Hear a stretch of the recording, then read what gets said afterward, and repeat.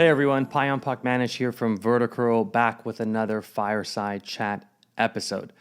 Today we have Vivien Tan, who's going to be answering the 3 most common questions we get when it comes to digital trends in the APAC region.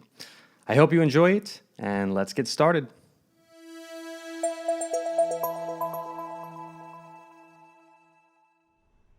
Well, I personally see 3 major digital trends in APAC.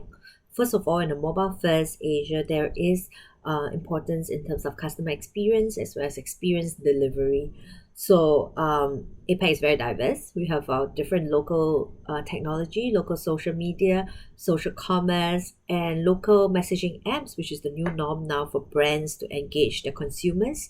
For example, in China we have WeChat, Japan, Thailand, Taiwan Line, Philippines, Viber is very big.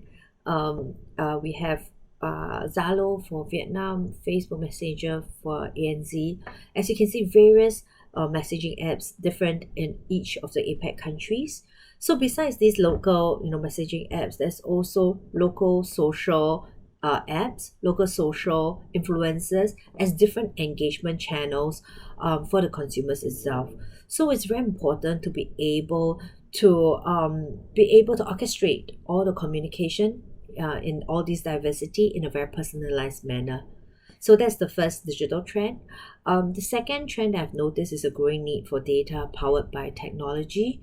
Brands are realizing that data plays an important role for customer experience and the need for a single customer view. They are prioritizing their needs and prioritizing data collection and data activation. Some of the brands are also increasingly, I see more brands actually investing in technologies that can make it easier to unify customer profiles so that they can have efficient personalization at scale for a good customer experience.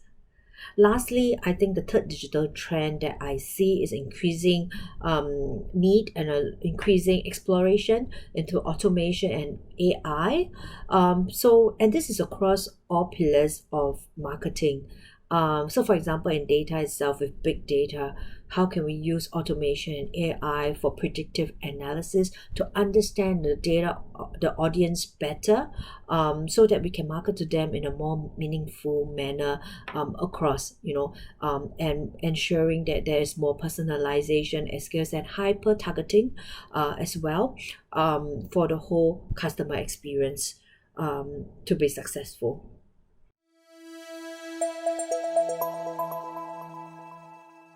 Digital commerce is dominating in APAC, especially so in countries with high connectivity in mobile as well as internet. It is a very diverse landscape with many different players in APAC doing social commerce, digital wallets, and super apps. For example, in social commerce, global players like Facebook and Instagram, they have their shop feature, but local players like WeChat and Line, they also have e-com and marketplace. And increasingly, local microbloggers are using these social platforms to do their social selling. In terms of digital wallets, there are also many players. Just so as an example, in Korea, while you have your smartphone manufacturers like Samsung and LG with Samsung Pay and LG Pay, you also have online retailers like Shinsegae Group and Lotte Group with SSG Pay and L Pay. And then you have your social communications players like Naver and Kakao Talk with NPay and Kakao Pay. So there are many options for digital wallets and consumers are spoiled for choice. Lastly, you have your super app where all the digital commerce, a lot of host of multi functions can be performed on the app itself. So for example, you have your taxi hailing. It allows you for taxi hailing. It allows you for delivery, food delivery, courier services, finance, payments, and retail. So another avenue for digital commerce to take place. So as you can see, the landscape, the players, they are really diverse and they are a lot. So that enhances the whole digital commerce experience for consumers in APAC.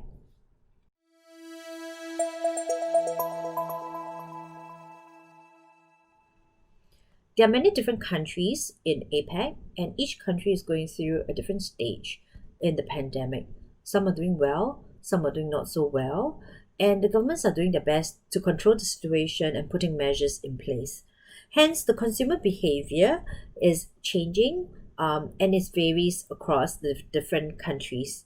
So your customer experience needs to be very fluid in order to cater to the ever-changing consumer behaviors across the different countries as well. From what I've noticed so far, I think there is an increase in terms of digital consumption and digital screen time, especially so around online reads, online news, social feeds, as well as online job search. Brands are also going more on digital. So, for example, for B2B, in places where they do not allow large scale events, they have moved on to virtual events, and they are trying their best to make the virtual event more robust, more fun, and a great customer experience overall. For B2C, definitely businesses are moving online, having an online presence or enhancing their online presence. Offline, they are also making, having more digital gamification. They are also, for example, embarking contactless payments, using more QR codes. So we see digital transformation, rapid digital transformation during this period. Hey guys, thanks for watching that video. I really hope it was useful and provided some valuable information for you and your team. If you have any questions or want to get in touch with Vivien, please make sure to drop us a line in the comments and one of us will be in touch with you ASAP. Thanks again for watching and have a good one.